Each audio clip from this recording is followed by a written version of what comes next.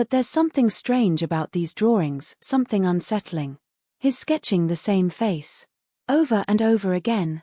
At first, it's just a face in a random drawing, but then, it becomes obsessive. No matter how hard he tries to draw something else, he keeps coming back to it. The face of a man he's never met, a face he's never seen before in his life. At first, it seems innocent, maybe even creative. But as days go by, his drawings get more detailed. His strokes become sharper. The eyes more intense. And something in his gut starts to churn. The face this man is drawing over and over again looks familiar. And with that feeling, something even stranger begins to unfold. A chance discovery of a missing persons report, the image of that very same face, is what he finds next. His stomach drops. Could it be? Could the man in his drawings be someone real? Could the boy have somehow, unwittingly, drawn a stranger who's connected to something far bigger than he could ever imagine? The unsettling truth is that this isn't just some coincidence, and this stranger, well, he's not a stranger at all. He's wanted. And you're about to find out why. Pause for dramatic effect, then shift tone to build curiosity. Narrator, let me ask you this. How often do we let our imaginations run wild? As kids, we dream up stories, create imaginary friends, and sketch characters in our notebooks. But what if your imagination wasn't so far off? What if your creativity was drawing you closer to something darker? Something that might not be so imaginary after all. Today's story is a chilling reminder that sometimes, our minds tap into truths we don't even know we know, truths that can lead us down dangerous paths. Before we go any further, I want you to think about something. Have you ever had a moment where something felt just off? You know, that nagging feeling, that sense that you're missing a piece of the puzzle? Maybe you've seen something out of the corner of your eye or had a dream that stuck with you long after you woke up. Something small, something subtle, but enough to make you question reality. That feeling is what this boy experienced. And like many of us would, he pushed it aside. He dismissed it. But that gut feeling, it's what will pull him into an unbelievable story. You're going to want to stick around till the end to understand just how deep this rabbit hole goes. Now, let's go back to this boy. His name is Danny. A typical 10-year-old, you'd think, loves drawing, riding his bike, watching cartoons. But something was different about him, something the people around him couldn't quite figure out. You see, ever since he was little, Danny had a gift, or perhaps it was more of a curse. He could draw things, objects, and people with a precision that went far beyond what you'd expect from a child his age. His teachers were amazed by his ability to sketch intricate details, things they knew he'd never seen before. But this new obsession, this strange, unfamiliar face, it was unlike anything he had ever drawn before. And he had no idea why he couldn't stop. One day, Danny's mother, worried about his increasing fixation on the drawings, decided to ask him about it. "Danny," she said softly, "who is this man?" Danny's face went pale. His hands trembled as he looked down at the drawing in front of him. It was the same face again. The man, with sharp eyes and a tight-lipped expression. It looked so real, so lifelike, as if the man could step out of the page at any moment. Danny didn't know who he was drawing, but he couldn't stop. No matter how hard he tried to focus on something else, his hand kept returning to that face. It was like he was being forced to draw it. His mother didn't know it yet, but her son's drawings were about to uncover a mystery that no one could have prepared for. Pause for suspenseful silence, then shift to a darker tone. But that's when things started to get strange. When Danny's mother walked into the kitchen one morning, she was startled to see the same face on the news. A missing persons report flashed on the TV screen. The man was in his mid-30s, a former mechanic, and he had disappeared without a trace a few weeks earlier. His name? Michael Foster. As she stared at the screen, something chilled her to the core. Michael Foster was the man Danny had been drawing. Over and over again. The face her son had never seen in real life, the man who was now a ghost, vanished without a trace. Her heart pounded in her chest as she turned to Danny, who had come into the room, holding yet another sketch of Michael's face in his hands. How could this be? How was it possible that Danny had drawn a man he had never met, a man whose disappearance was now making headlines? But the strangeness didn't stop there. The more they looked into it, the more they uncovered. Danny's drawings weren't just of a missing man, they were detailed depictions of his life, his surroundings, his work. It was as if Danny had been inside his home, in his mind, watching his every move. But how? And then, the police came knocking. This is where the story really begins to take a turn. What happens when a boy's drawings start unraveling a mystery that no one could have expected? What happens when the man in those drawings isn't just some forgotten figure but a wanted criminal, someone with a dark past and a dangerous present? As the police investigation into Michael Foster's disappearance deepens, they uncover a tangled web of lies, secrets, and criminal activity. But they can't seem to figure out how this boy, Danny, fits into the picture. The truth is, Danny's drawings are more than just drawings. They're clues that no one can fully explain. And as the pieces of the puzzle start to fall into place, one thing becomes clear: Danny has unknowingly drawn the path of a criminal, a man who had been hiding in plain sight for years. A man who had no idea that a little boy's innocent sketches would lead the authorities straight to him. But here's the real kicker. There's something about this story that you don't know yet. Something darker, something that will leave you questioning everything you thought you understood. Why was Danny drawing Michael Foster's face in the first place? Was it just a random coincidence, or was there a deeper connection at play? And just how far does this mystery go? I know you're sitting on the edge of your seat, waiting for the next part of the story to unfold. I promise you, it's worth the wait. The truth is far stranger than anything you could imagine. You've made it this far, and trust me, you won't want to miss what happens next. But before we continue, ask yourself, what would you do if you were in Danny's shoes? How would you handle the pressure of discovering that your drawings might be leading to a dangerous criminal? Stay with us, because you're about to find out. As the days passed, the mystery surrounding Danny's drawings grew deeper, and with each new sketch, more questions emerged. His mother, Carol, tried to dismiss it at first. She wanted to believe that it was just a phase, that Danny's obsession with drawing faces, specifically Michael Foster's face, was something that would pass. But when she began to notice small, strange details in the drawings, she couldn't shake the feeling that there was something more to it. Danny had never met Michael Foster, but in his sketches, he captured things that no child could possibly know. For example, in one of his most recent drawings, Michael was standing in front of an old, crumbling house that looked eerily familiar. The house was located in a small town nearby, a place that Carol had driven past only a few weeks earlier. It wasn't the kind of place you'd typically notice, but Danny's drawing was so specific, every detail, from the rusted mailbox to the overgrown hedges, that Carol couldn't help but feel unnerved. How could her son know about a place he had never been? How could he capture its essence so accurately? Carol tried to ignore her growing sense of unease. She knew her son was gifted, but this felt different. Maybe it was just a coincidence, she told herself. Perhaps Danny had seen the house in a dream or overheard someone talking about it.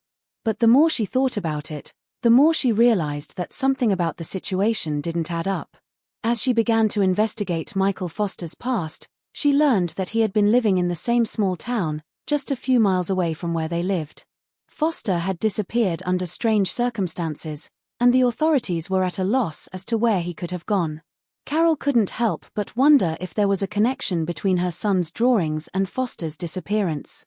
She had a nagging feeling in the pit of her stomach that she couldn't shake. The idea of something sinister happening right under her nose started to take root. But Danny seemed unaffected by all of it. He continued to draw obsessively, almost as if the face of Michael Foster had taken over his life. Danny's behavior, once normal, had started to shift. He became withdrawn, distant, and spent long hours in his room, drawing.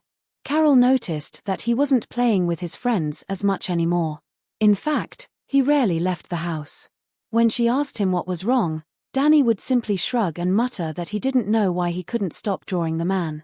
Carol tried to reassure him, but her concerns only deepened. Something was clearly bothering him, something that went beyond just the drawings. It wasn't long before the police got involved. A detective named Officer Rachel Hall was assigned to investigate Michael Foster's disappearance, and when she caught wind of Danny's strange drawings, she became intrigued. She visited the family, hoping to get more insight into the situation, but Danny remained silent when questioned. Officer Hall found it odd that a child could be so drawn to the face of a man who had vanished, especially when there was no obvious connection between the two. She asked Carol if Danny had any friends who might have known Foster, or if there was any reason why he would be drawing him so frequently. But Carol had no answers. Danny hadn't even seen Foster's picture until she showed it to him on the news. The more Officer Hall dug into Michael Foster's past, the more unsettling details began to surface. Foster wasn't just some random mechanic who had disappeared. In fact, he had a criminal record, one that included charges of theft, assault, and even a few counts of fraud. But there was something else, something far darker that Officer Hall uncovered. Michael Foster had been involved in a series of unsolved crimes in the area. 4 years, he had been a suspect in a string of robberies and break-ins, but the evidence was never enough to charge him. Foster was known to keep to himself, never socializing much with the neighbors or anyone in town. He was an enigma, and now that he had disappeared, his past was beginning to catch up with him. Officer Hall was determined to find out more. She interviewed neighbors, co-workers, and anyone who might have crossed paths with Michael in the weeks leading up to his disappearance.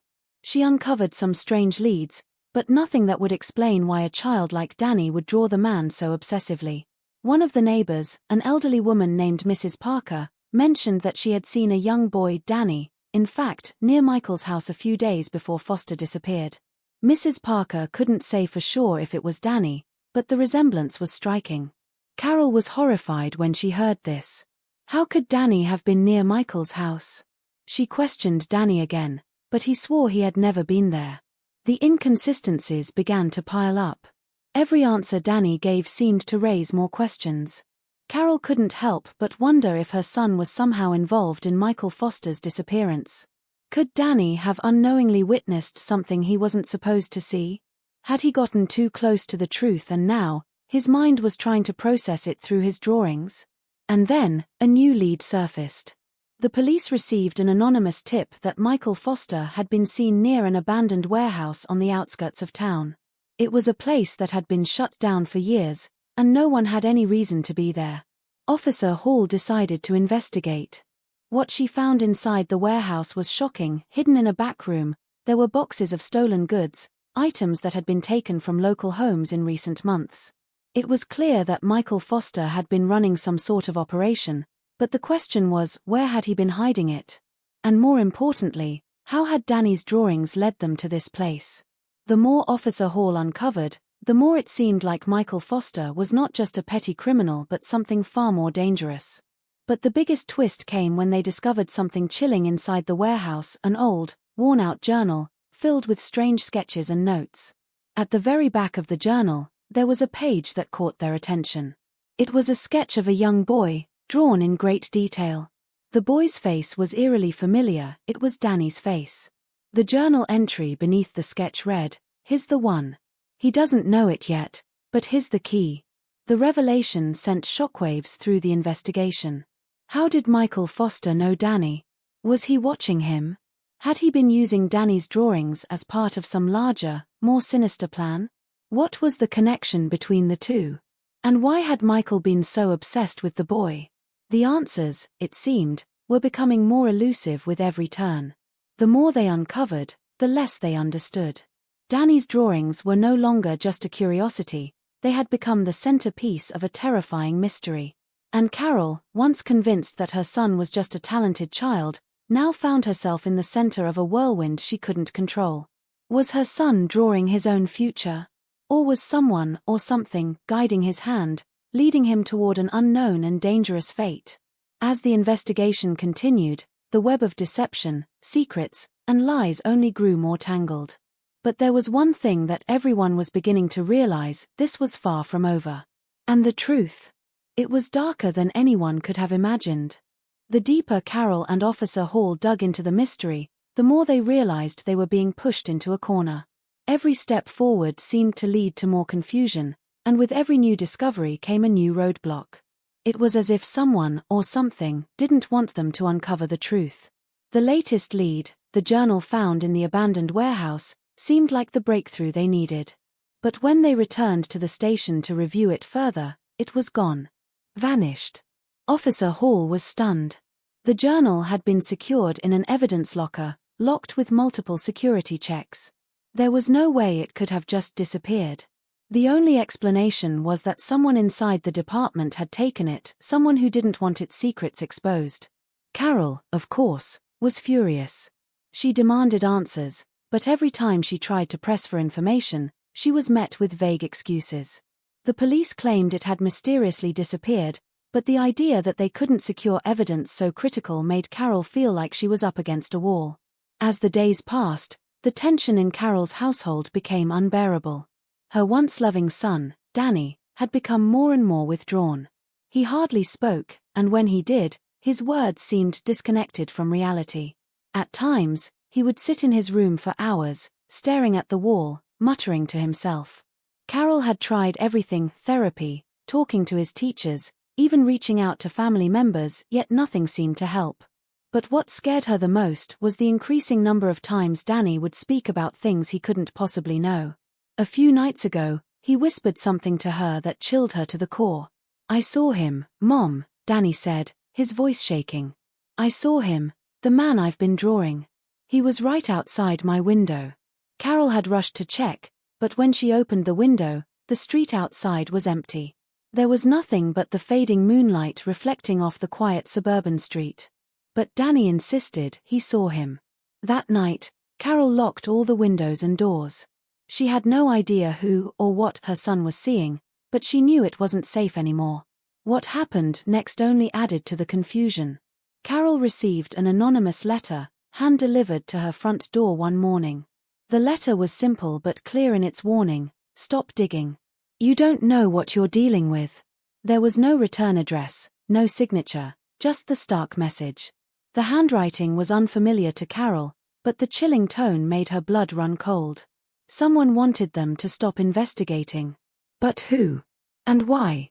Carol showed the letter to Officer Hall, who immediately grew suspicious. "This is a warning, not just a threat," Hall said, her voice low. "Whoever sent this doesn't want us anywhere near the truth. And they'll go to any lengths to make sure we stop." The timing of the letter couldn't have been worse. Just as they were starting to get closer to understanding Michael Foster's disappearance, now they were being forced to second-guess every step they took. It wasn't just the letter. As Carol began retracing her steps, she realized that the more she tried to uncover, the more strange coincidences kept happening. Her car had been broken into one night, though nothing appeared to be missing. A few of Danny's drawings, those that Carol had kept tucked away in a folder, disappeared from the house, only to show up in the most bizarre places. One was found inside the glove compartment of her car, another shoved under the couch cushion. Each time, it was one of the more disturbing drawings, the ones that seemed to show Michael Foster in increasingly ominous settings. Someone was trying to manipulate the narrative, to plant false clues. But who? And why were they so desperate to stop Carol and Danny from getting to the bottom of this? As the investigation seemed to spiral out of control, another figure entered the picture: a man who called himself Rick. He was a private investigator, one who claimed to have knowledge about Michael Foster's past. At first, Carol was hesitant to trust him. After all, anyone could show up and claim to have answers. But Rick seemed different. He wasn't like the other authorities who had been so cautious, so guarded with information. He was direct, almost too direct, and yet, there was something about him that felt oddly familiar, as though Carol had seen him before. She couldn't place it. Rick claimed that he had been following Michael Foster's movements for months, watching him closely, believing that Foster was part of something much bigger than anyone realized. "There's a reason he went off the grid," Rick explained one evening when they met at a local diner. "Foster wasn't just hiding from the law. He was hiding from something, or someone, much worse. And now, it looks like you're all caught up in it." Despite his cryptic words, Carol was intrigued. Rick had information that no one else had, things that added weight to the suspicions she had been carrying around for days. He told her that Foster had connections to a shadowy network of people, a group involved in illegal activities that spanned far beyond the local area. Rick even hinted that some of these individuals were still active, and they might be watching Carol and Danny. But Carol couldn't shake the feeling that Rick was withholding something. He knew too much, almost as if he had insider information. His appearance in the case was too convenient. Why was he so eager to help? What did he stand to gain from all of this? One evening, as Carol sat in the living room, reflecting on everything that had happened, Danny came rushing into the room with another drawing. This one was different, even more unsettling than the others. The man, Michael Foster, was no longer just a face on paper. In the drawing, Foster was standing in front of a large, looming building, an old, dilapidated mansion that Carol immediately recognized. It was the mansion on the outskirts of town, the one that had been abandoned for years. But what struck Carol the most wasn't just the building. It was the look in Foster's eyes. They were wide open, as though he was staring directly at Carol. Almost like he was watching her, waiting for something. In that moment, Carol knew something she hadn't been sure of before. This was no longer just about Danny's drawings. It wasn't even just about Michael Foster. There was something bigger at play, something that had been lurking in the shadows, waiting for the right moment to strike. And now, Carol and Danny were in the middle of it, caught in a dangerous game they didn't fully understand. The twists were becoming too much to follow, and the stakes were higher than ever. The disappearance of the journal, the warning letter, the strange appearances of Rick, everything was starting to feel like a web of lies, manipulation, and deceit. Carol knew she was close to uncovering something enormous, but the closer she got to the truth, the more dangerous things became. Someone was desperately trying to keep them from it. And now, with Danny's disturbing drawings leading them to the mansion on the hill, she couldn't help but wonder, was she about to walk straight into the heart of a nightmare? The suspense continued to build as Carol tried to make sense of the terrifying clues that were piling up, but just when she thought things couldn't get any more complicated, they did. It started with a phone call that came late one evening, right after Danny had gone to bed. Carol picked up the receiver, only to hear nothing but a strange, low hum on the other end of the line. She waited for a moment, the silence pressing down on her like a heavy weight, until a voice finally broke through. It wasn't a voice she recognized, but it was calm, almost too calm. "Stop. You're getting too close," the voice said, sending a chill down Carol's spine. Before she could respond, the call ended abruptly. There was no follow-up, no other information. Just that cryptic warning. At first, Carol tried to shrug it off. It was probably another prank, maybe a coincidence tied to the growing frenzy surrounding Michael Foster and Danny's drawings. But just when Carol thought things couldn't possibly spiral further out of control, an even more unsettling discovery came to light. While she was cleaning out some of Danny's old boxes in the attic, hoping to find any piece of information that might shed more light on his strange behavior, she stumbled across something that made her stomach drop. Hidden in the back of an old showbox, beneath a pile of unused art supplies, she found a photograph. It was an old, faded picture of a man standing beside a young boy, neither of them looking directly at the camera.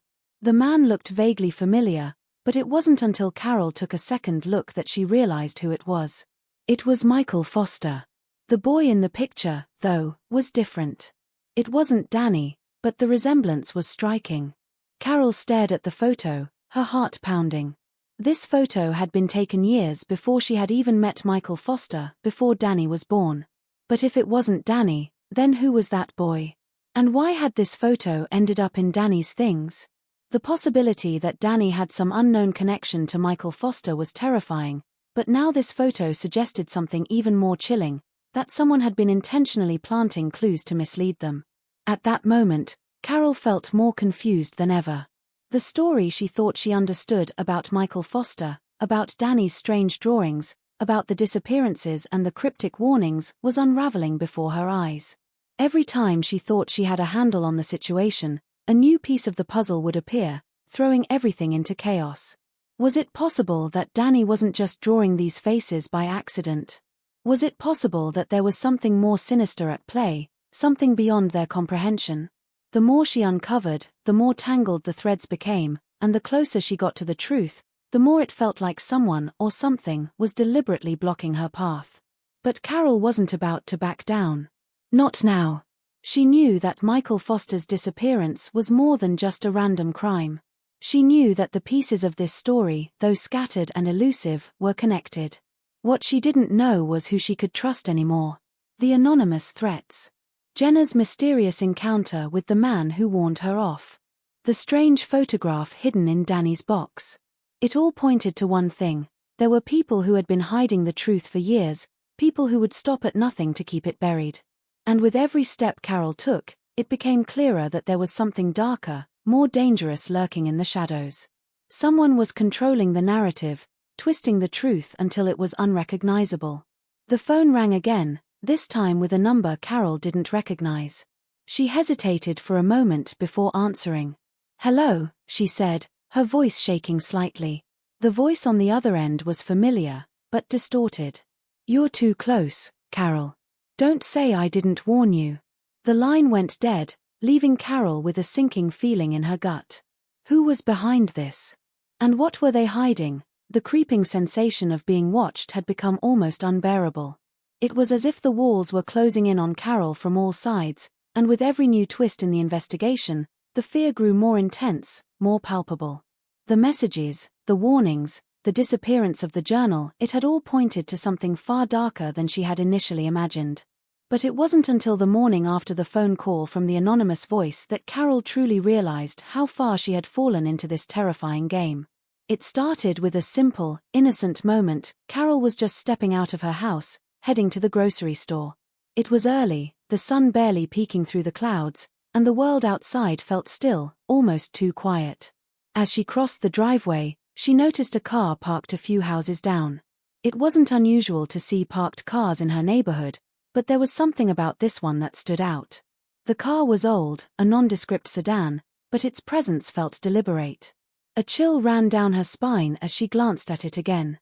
The windows were tinted dark enough that she couldn't see inside, but she swore she saw a figure in the front seat, someone watching. Carol's heart skipped a beat as she quickly turned away and walked to her car, trying to shake the sensation. But as she drove down the street, she couldn't escape the feeling that she was being followed. Every turn she made, the car was behind her. Every time she glanced in the rearview mirror, it was still there, just a few cars back, its headlights following her every move. The paranoid thoughts began to spiral. Was this just in her head? Or was it real?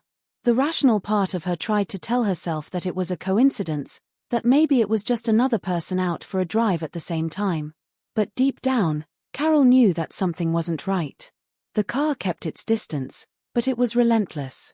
It was almost like the driver was waiting for her to make a mistake, waiting for her to slip up. She wasn't sure if the man inside was just another stranger or someone who knew exactly what she was doing, someone who was aware of the danger she was in. The sense of being hunted only intensified when Carol reached the grocery store.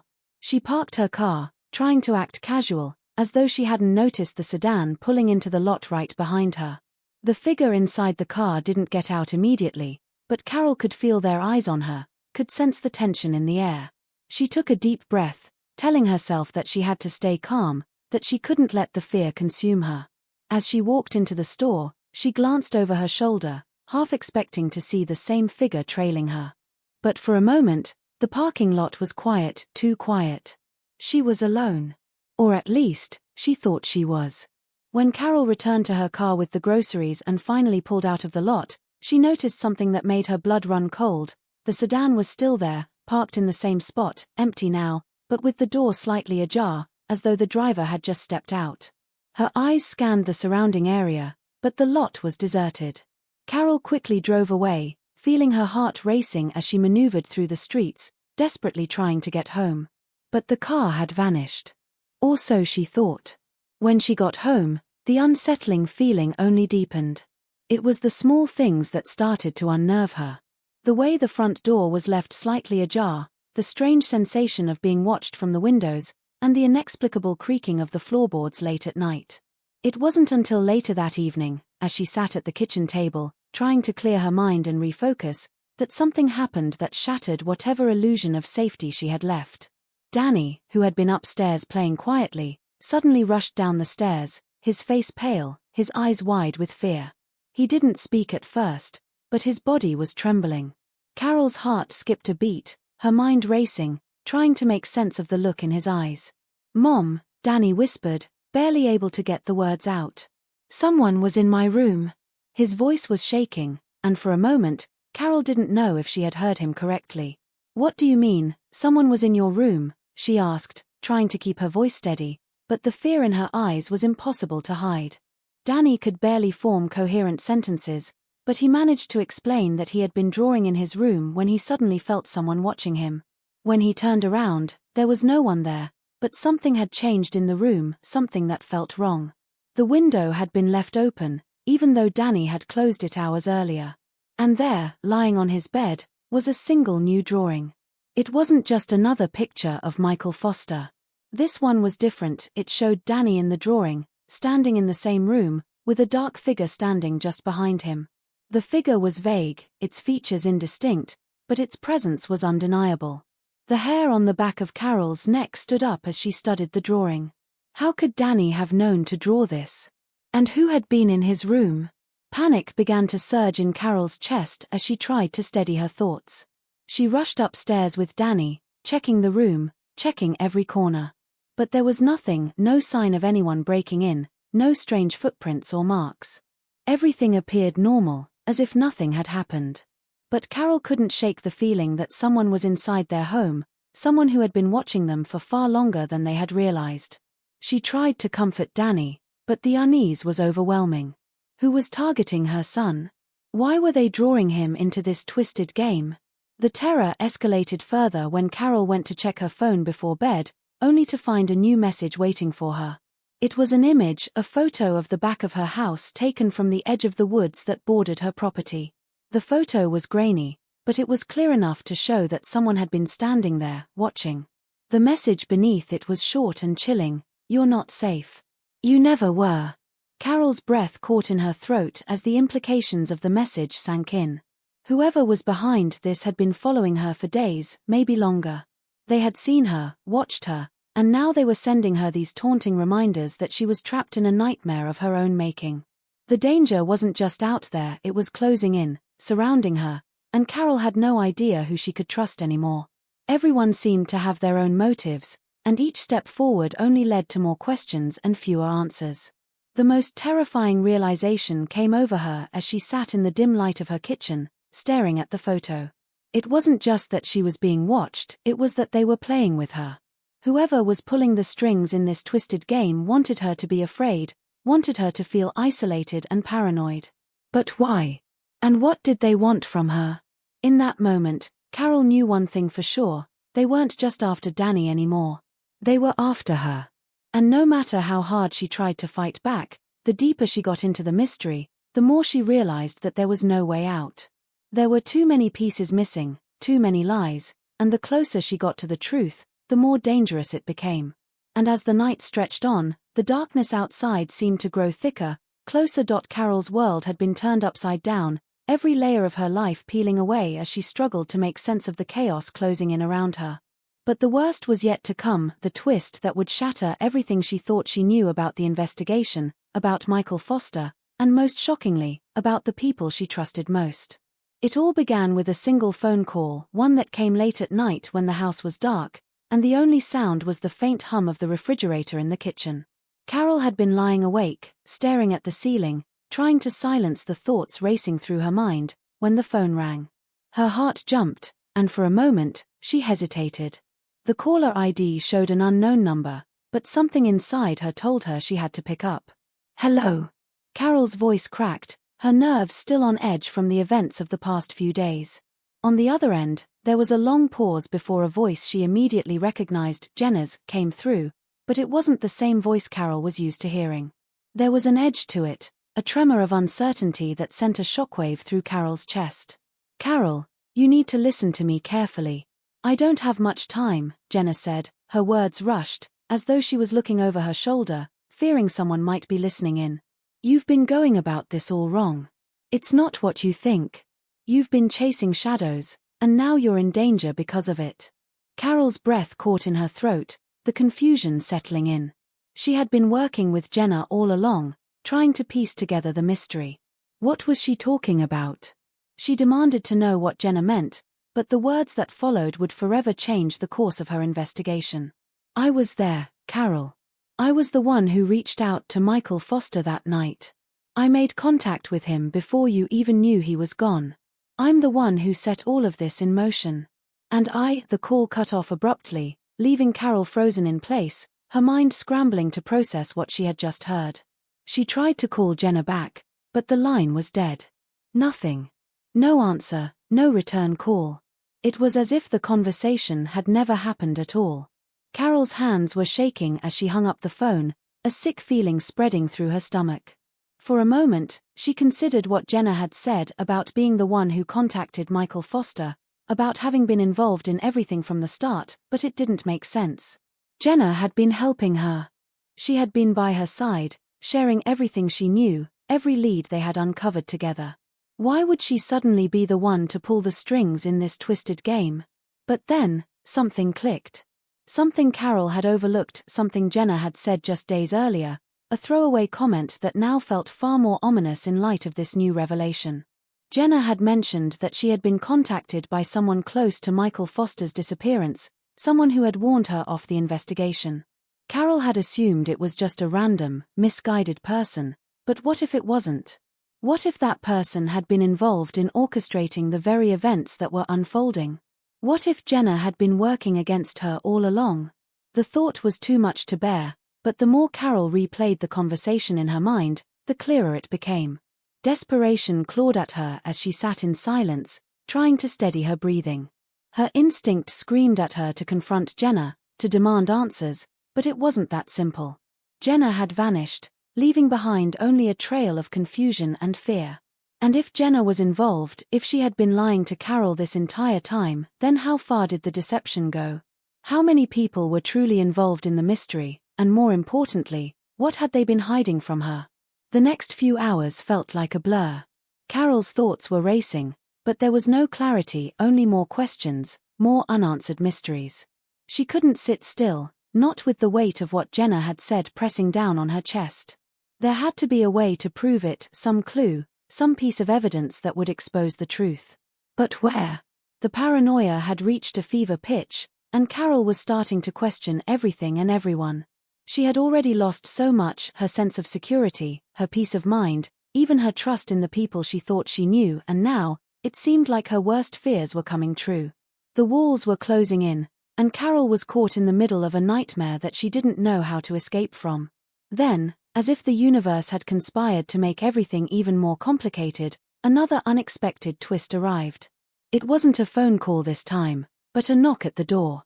Carol's pulse quickened as she hesitated to answer, the dread pooling in her stomach.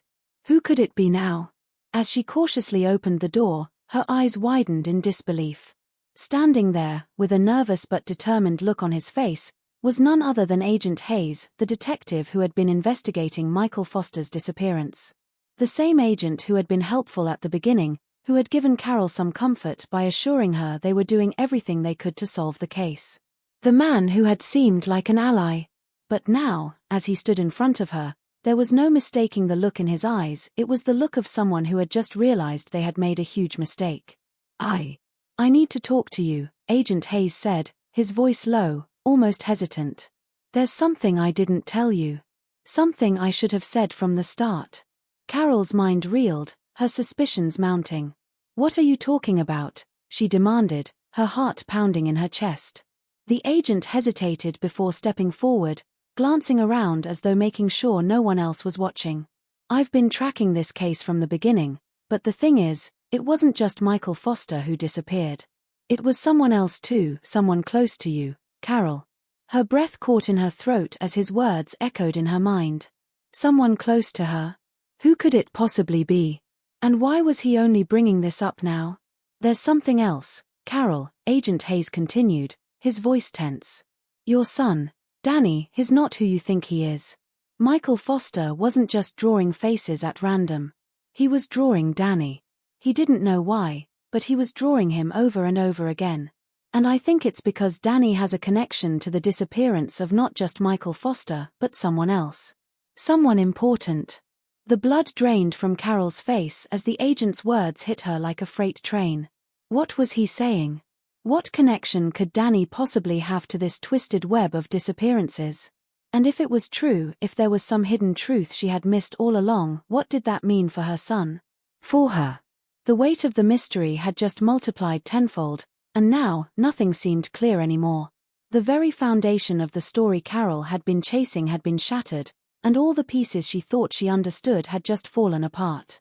Everyone had been lying. Jenna. Agent Hayes. Even Danny, perhaps. Carol didn't know who to trust anymore. But one thing was certain, the stakes had just gotten much higher. And this was only the beginning. Carol couldn't breathe. Her chest felt tight, her mind racing, trying to make sense of everything that had just been thrown at her. Danny. Agent Hayes. Jenna. All of them had somehow been caught up in this twisted mess, and now, standing at the edge of this truth, Carol had no idea where to turn. The weight of the decision she was about to face was suffocating, pulling her in a dozen directions, none of which offered her any sense of peace. Every instinct told her to run, to get away from this madness, to protect Danny, but she couldn't. Not anymore. The threads of the mystery had entangled so tightly around her, there was no escaping the truth. Her mind kept looping back to the same thought, Danny. The agent's words kept echoing in her mind. Danny isn't who you think he is. She couldn't wrap her head around it. Her son. The boy she had raised. Her world had always revolved around him, and now the foundation of everything she had believed about him was crumbling. Was he involved in these disappearances? Was he somehow connected to Michael Foster's drawings, to the strange events that had begun haunting their lives? The thought of confronting him, of questioning him in the way she needed to, felt impossible. How could she? The idea of turning on her own son, of not knowing whether he was an innocent bystander or a crucial player in this nightmare, made her physically ill. But she couldn't ignore the signs any longer. The photos. The messages. The drawings. Carol had to know the truth, no matter the cost. But the cost, it was too high that night. After Agent Hayes had left, she sat at the kitchen table, staring at the phone in her hands.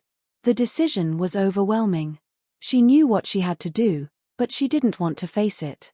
The past few days had been nothing short of a nightmare, but now she was teetering on the edge of something much darker. The stakes were too high for her to ignore, and as she played the conversation with Hayes over in her mind, something gnawed at her. This wasn't just about her. It wasn't just about uncovering a twisted plot or solving a missing person case. This was about survival. She was being pushed into a corner, and no matter how hard she fought to push back, the walls were closing in. She needed to talk to Danny.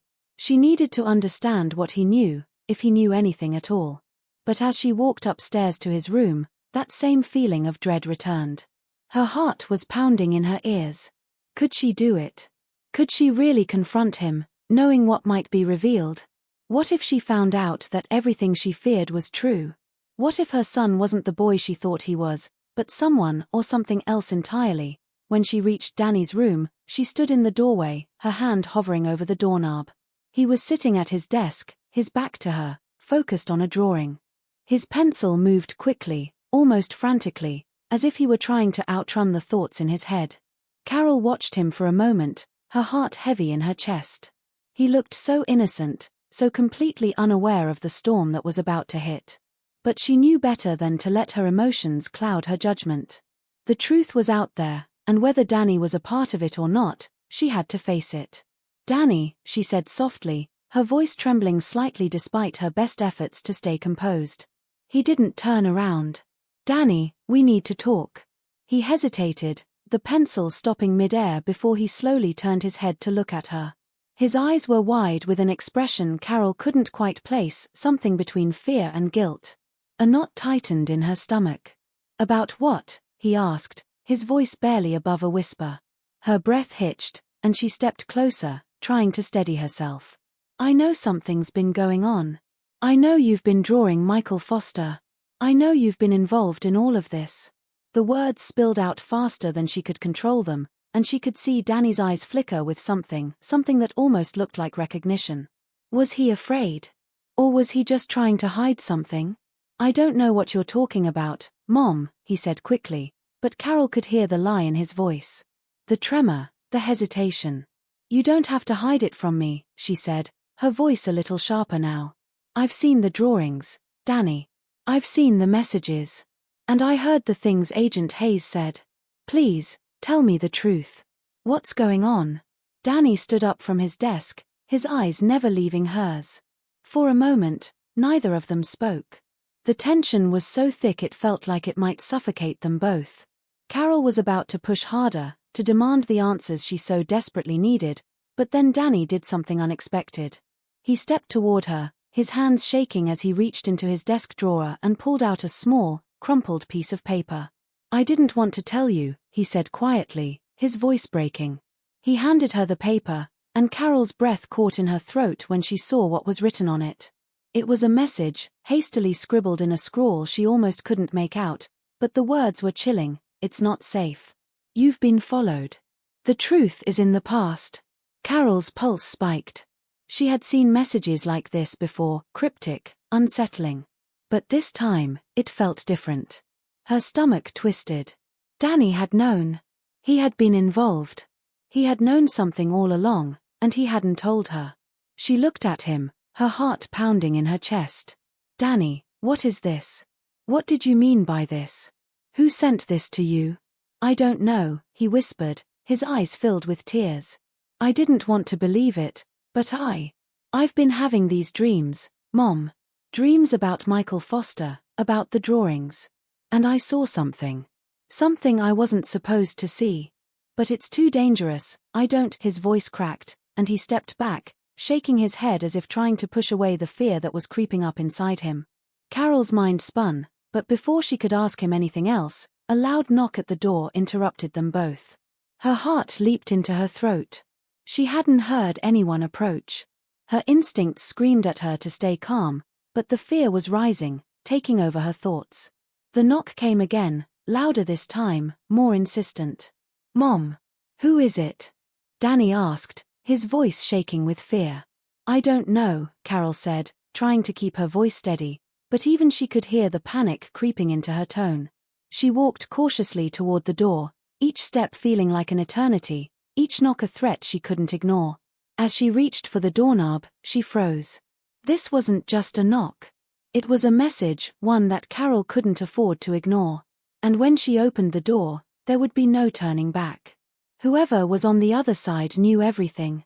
And Carol would soon be forced to make an impossible choice: protect her son, or find the truth, no matter the cost. When Carol opened the door, she wasn't ready for what she saw, but in that split second, she realized she should have been.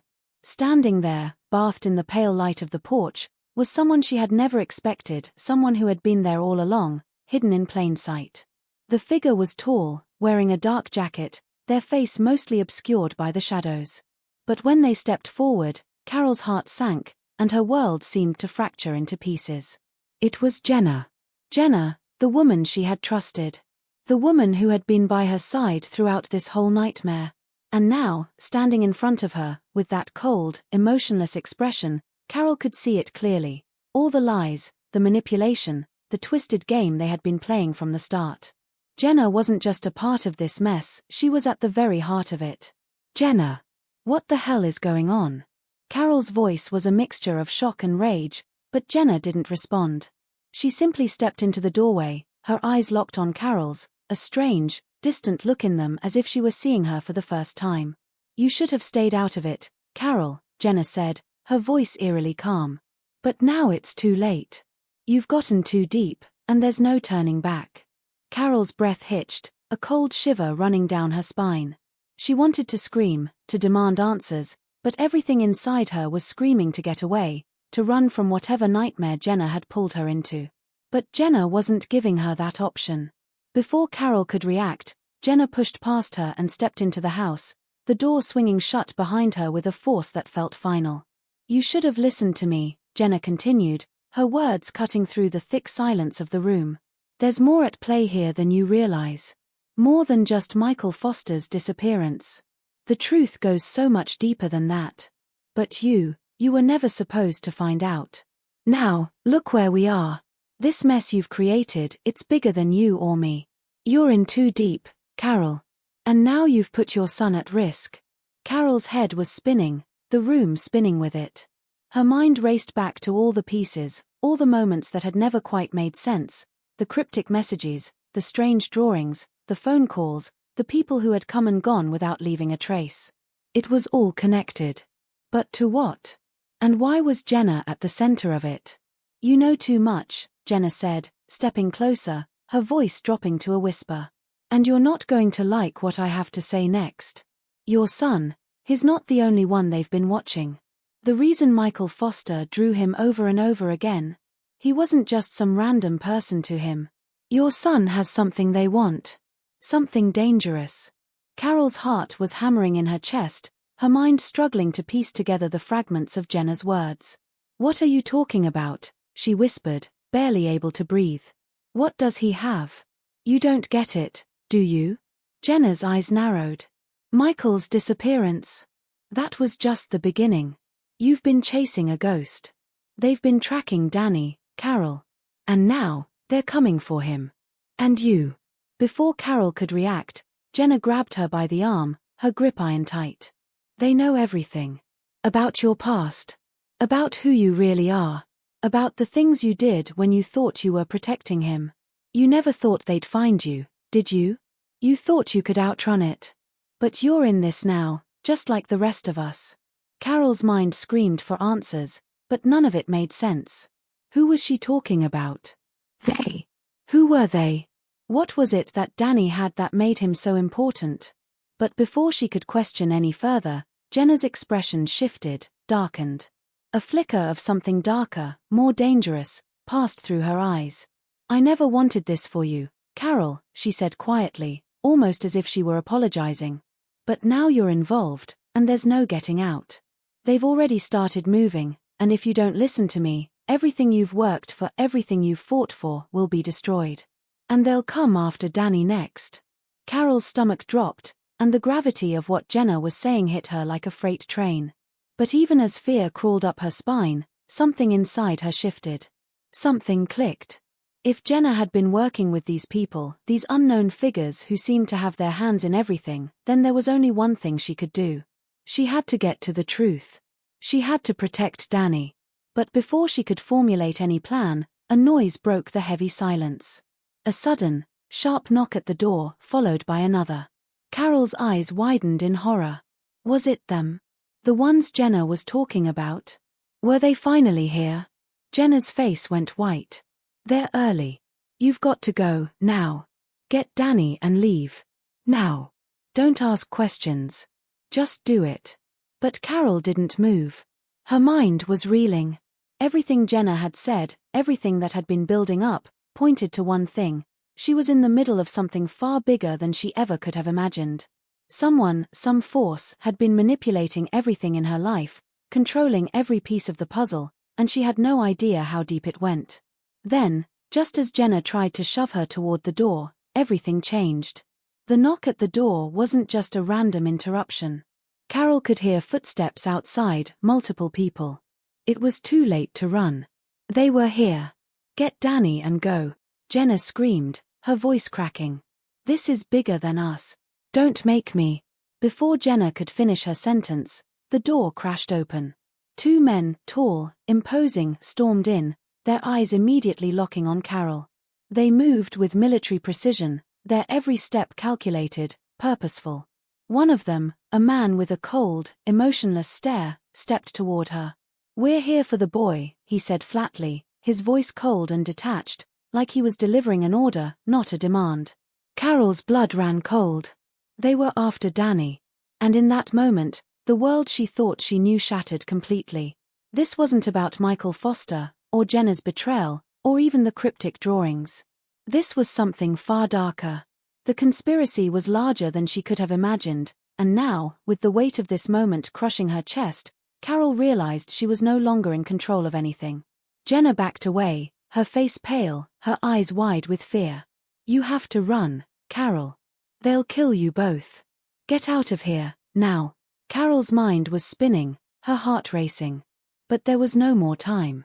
She couldn't outrun them. She had no choice but to face whatever was coming and whatever truth was hiding in the shadows.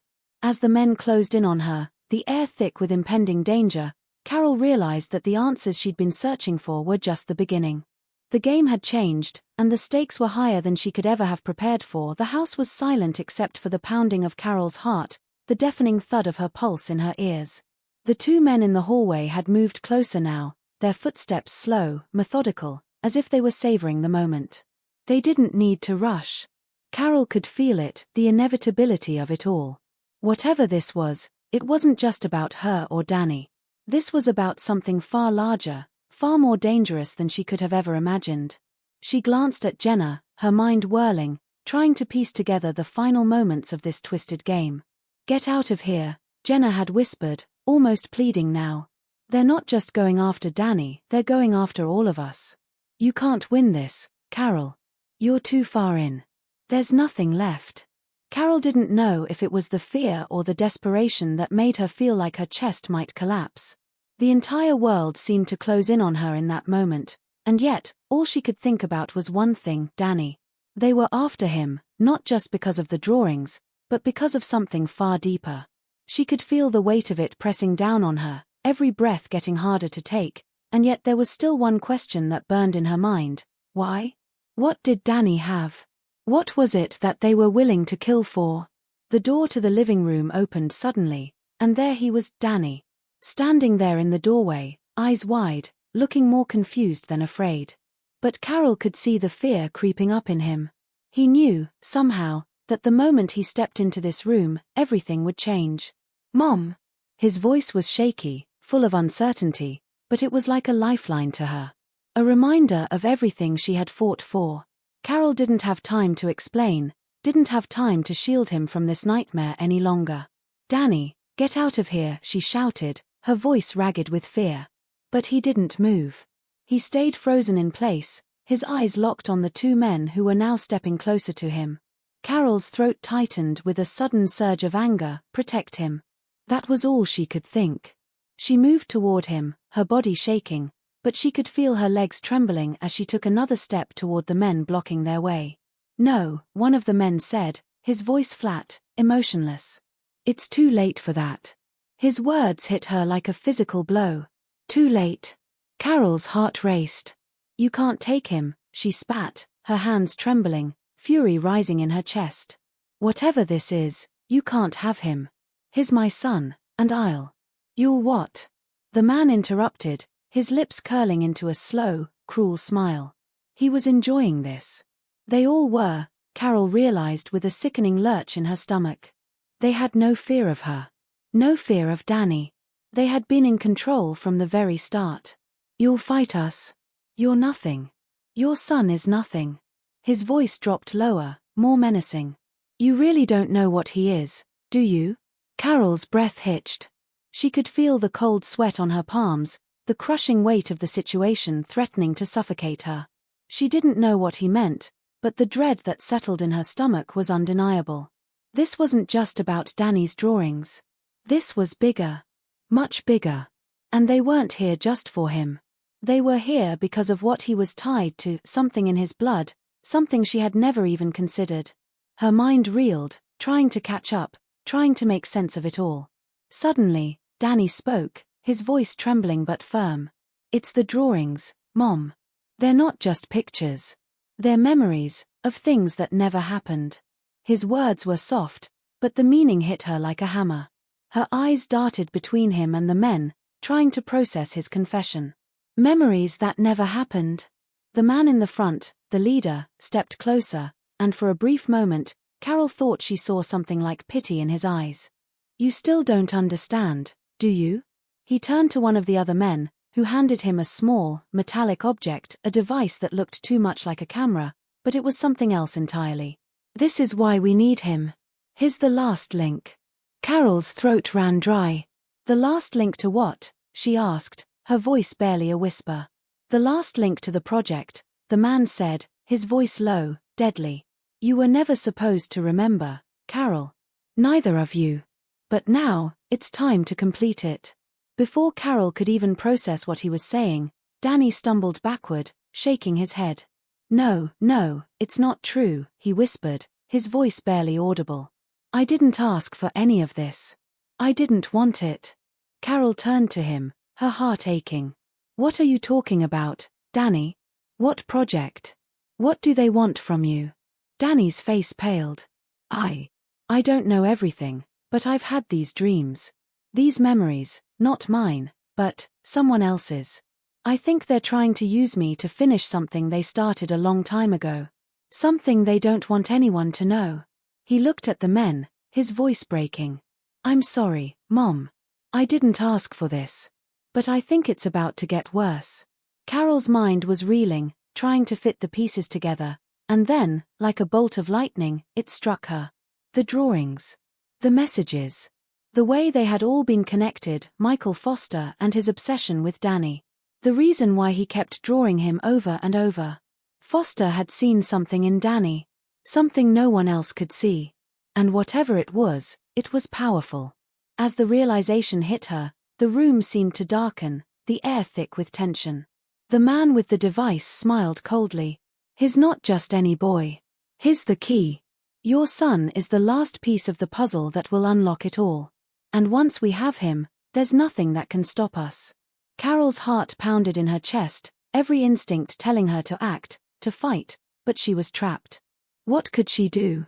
But then, just as all seemed lost, a sharp noise, a click, came from behind the men. They turned as a figure stepped into the room, and Carol's stomach twisted when she saw who it was. It was Jenna. But she wasn't here to help. She was holding a gun. Move, Jenna ordered, her voice cold, calculating. She leveled the gun at Carol's chest and motioned to the men. This is over. Carol's heart sank as she realized the horrifying truth. Jenna hadn't been trying to help. She had been playing them all along, working with these people. And now, with a single motion, she had sealed their fate. But just before Carol could completely process the betrayal, there was a loud crash from upstairs. A thundering noise, followed by shouts. The door flew open, and in the doorway stood someone who had been missing the entire time, Agent Hayes. Step away from them. Hayes barked, gun raised, his voice full of authority. Now. Everything stopped. The air was heavy with silence as Carol's eyes bounced between the men, Jenna, and Hayes. The tension was unbearable, and for a split second, Carol thought everything was about to come crashing down. But then, in a flash, Hayes turned the gun on Carol. Don't listen to him, Carol, Hayes said, voice low. You're too late. It's already over. This is the only way to fix it. And in that moment, everything clicked. Carol finally understood what had been happening. What they'd all been after. And what they had really been trying to hide. But as Hayes took a step forward, ready to make his move, Danny suddenly shouted, Mom, we can stop this. The gunfire echoed, but it wasn't directed at Carol. The days after the gunshot felt like a blur to Carol. Everything happened so fast, too fast for her to fully grasp the gravity of it all.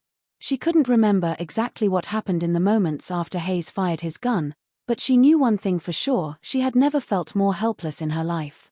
When she woke up, she was in a hospital room, the sterile smell of antiseptic filling her nostrils, her head pounding, and her body aching like she had been through some kind of battle. Danny wasn't with her. That much she knew immediately. The doctors had told her that the shot had grazed her shoulder, nothing more than a superficial wound. But the real injury was the one that cut deeper. Her son was gone, and there was no trace of him. He had vanished as quickly as he had appeared in the doorway, his disappearance as mysterious as everything else that had led them here. Carol had asked for answers, but the police were strangely silent. Agent Hayes was nowhere to be found. Jenna had disappeared, too, her name scrubbed from the records as if she had never existed in the first place.